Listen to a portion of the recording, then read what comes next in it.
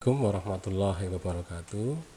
Selamat datang di channel Dr. Safari Online. Kali ini kita akan membahas mengenai bagaimana cara menghindari efek kelainan darah yang disebabkan oleh vaksin AstraZeneca ya. Nah, ini kan jadi topik pembicaraan ya di kalangan netizen ya. Apakah vaksin AstraZeneca ini kelainan darah ya, ini sudah pernah kita bahas ya. Nah, sekarang bagaimana cara menghindarinya gitu ya. Nah, nanti topik yang kita bahas adalah yang pertama, mengapa kita perlu vaksinasi gitu ya, dan mengapa sudah ada vaksin Sinovac kok masih membutuhkan vaksin AstraZeneca ya, dan mungkin juga nanti masih membutuhkan vaksin yang lain gitu ya. Kemudian kita membahas juga gangguan pembekuan darah akibat vaksin AstraZeneca ya. Kemudian kita pertimbangkan manfaat dan efek sampingnya ya. Kemudian apa yang harus dilakukan sebelum vaksinasi agar semaksimalnya bisa terhindar dari gangguan kelainan darah ini ya. Terus kalau sudah terlanjur vaksinasi ya, bagaimana caranya agar tidak terjadi hal-hal yang tidak diinginkan, atau kalau terjadi sesuatu bisa ditangani dengan segera ya. Nah, kita mulai dulu dengan mengapa perlu vaksinasi ya. Ya karena vaksinasi itu diperlukan ya untuk menimbulkan kekebalan tubuh tanpa kita harus terinfeksi terlebih dahulu ya. Nah, karena kalau terinfeksi terlebih dahulu itu kan ya kalau tidak bergejala gitu, atau kalau cuma gejala ringan ya. Kalau gejalanya berat gitu ya, kemudian bertahan hidup misalnya. Karena kalau tidak bertahan hidup ya malah nggak jadi kebal gitu kan.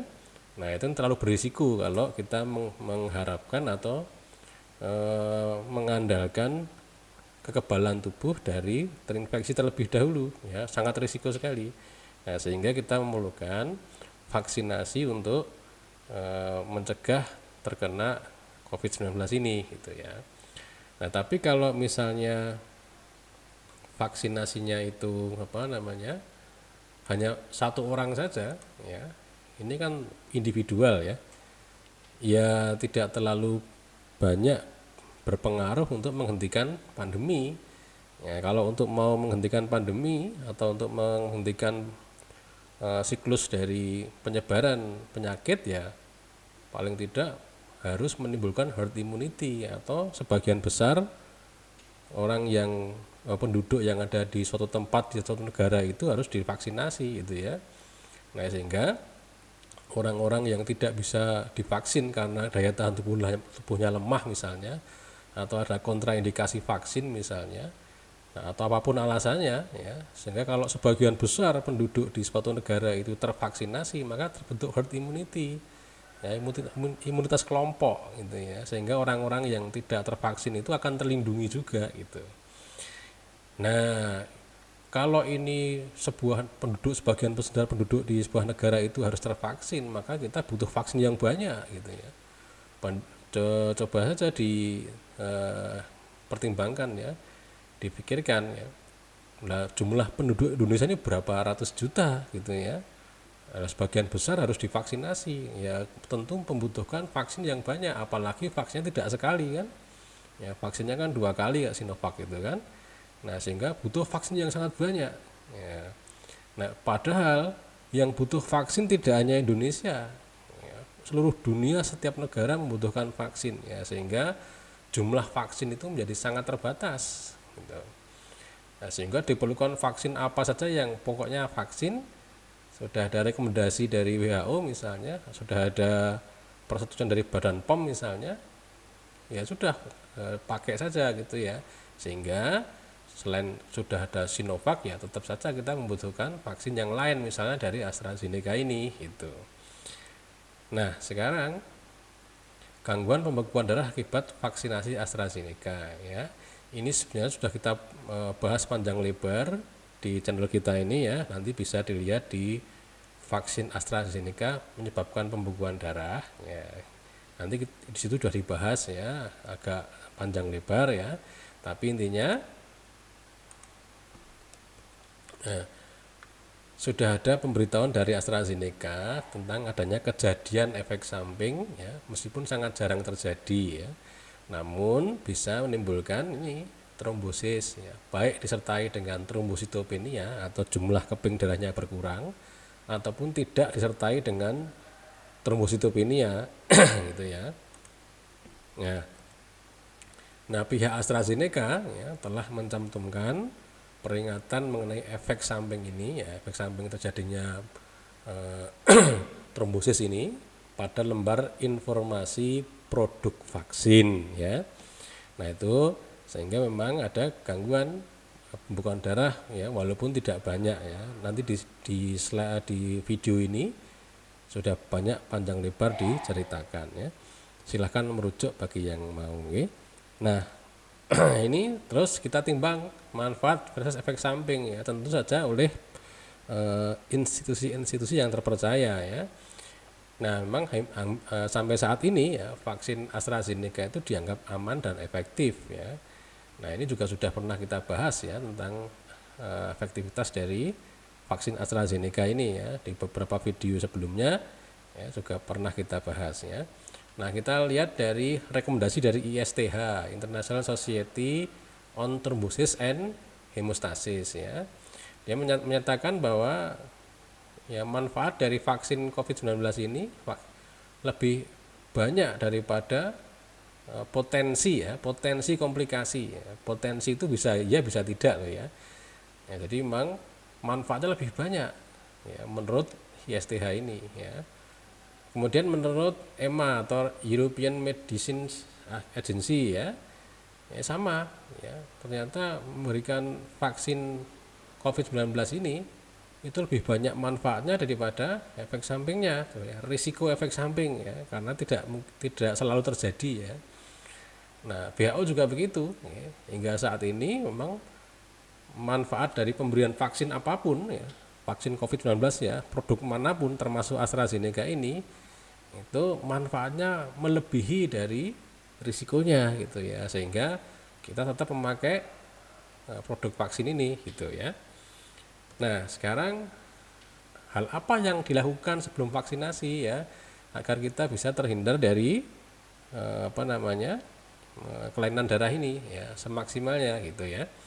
Nah yang pertama adalah kenali dulu orang-orang yang masuk special precaution atau orang-orang yang perlu perhatian khusus ya, untuk mencegah terjadinya sesuatu yang khusus misalnya ya. Nah apa special precautionnya itu ya? Nah kita lihat, nah ini pasien dengan riwayat trombosis ya, yang terkait dengan deep vein thrombosis atau trombosis vena dalam ya. Nah gejalanya apa ya, nyeri, bengkak pada tungkai sebelah ya, tidak dua-duanya ya, kalau kanan saja, kalau kiri saja ya, itu tungkai bawah ya, bukan tangan ya. Nah yang berkaitan dengan trombosis tadi vena dalam ya, deep vein thrombosis ya, tentu saja ini setelah terdiagnosis oleh dokter ya, kalau sendiri kan sulit ya.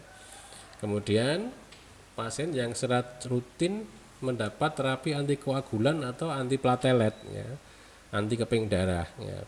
Nah ini misalnya apa? Misalnya pada pasien-pasien jantung ya yang tertentu itu mendapat antikoagulan atau antiplatelet gitu ya. Nah kemudian pasien dengan riwayat stroke ya. Kemudian pasien dengan riwayat keguguran yang terkait dengan sindrom antiphospholipid ya. Nah yang ketiga, nomor tiga ini mudah ya, setiap orang bisa melihat ya. Artinya oh si A kena stroke ya, si B kena stroke kan mudah ya, karena kan kalau orang kita kan bilangnya mati separuh gitu ya, atau lumpuh separuh gitu ya. Nah kalau yang yang nomor dua ini ada yang tahu ada yang tidak ya, bisa biasanya ya. Nah yang nomor 1 dan nomor 4 ini memang tidak banyak yang mengetahui ya. Nah sehingga kalau ragu-ragu ya, saya termasuk yang ini enggak ya, kok dulu pernah nyeri, pernah bengkak pada tungkai bawah kanan rok misalnya ya. Nah kalau ragu-ragu ya, konsulkan dengan dokter spesialis penyakit dalam atau konsultan hematologi onkologi medis ya. Nah, bisa jadi misalnya juga yang ini, oh saya kok sering keguguran ya. Nah, apakah karena ini atau bukan? Ya silahkan konsultasi dengan dokter penyakit dalam atau dokter spesialis penyakit dalam konsultan hematologi onkologi medis ya, karena ini wilayahnya beliau-beliau ya. Nah, kalau dokternya sendiri ya, kalau dokternya sendiri yang melihat bahwa atau merawat pasiennya calon penerima vaksin AstraZeneca ini mau vaksin ya, maka seyogyanya diberikan surat layak atau tidak layak untuk divaksinasi ya. Nah, ini hal yang dilakukan. Mudah-mudahan dengan memperhatikan ini ya kita bisa meminimalkan risiko untuk terjadinya kejadian ikutan pasca imunisasi yang terkait dengan trombosis akibat vaksinasi COVID-19 dari AstraZeneca ini ya. Nah, kemudian bagaimana kalau sudah vaksinasi ya, sudah di screening macam-macam ya, sudah melakukan ini ya. Nah, terus bagaimana? Nah, yang penting waspada dengan kejadian ikutan pasca imunisasi atau KIPI. Misalnya apa? Misalnya demam tinggi misalnya ya, periksakan diri ya. Atau nyeri otot yang sangat hebat misalnya ya, periksakan diri ya.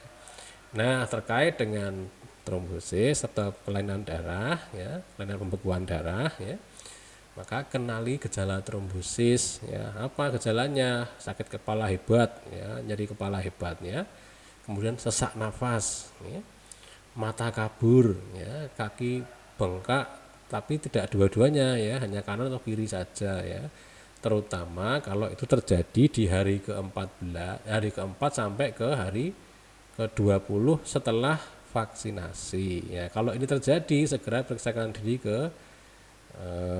institusi kesehatan terdekat ya. Nah, ini referensi yang kami gunakan ya. Saya kira itu dulu ya. Terima kasih. Assalamualaikum warahmatullahi wabarakatuh.